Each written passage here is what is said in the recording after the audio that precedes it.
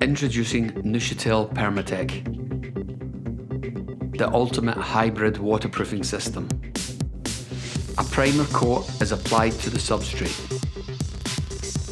A peel test should then be carried out to ensure adhesion to the substrate. The perimeter detailing should be carried out in 2 layers using the 3-pass method. The first layer is installed bedding in the fiberglass reinforcement layer. The second layer should then be applied and protected by a bituminous membrane protection layer. The horizontal layer should then be applied in 2 layers of 3mm.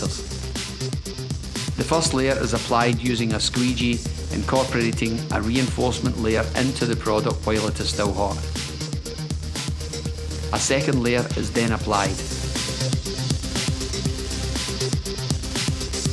A protection sheet is now installed to protect the membrane. Finally, a depth gauge test should be carried out to ensure the correct thickness has been applied, and the QA should then be complete. All applications should be in accordance with the Permatec installation guidelines.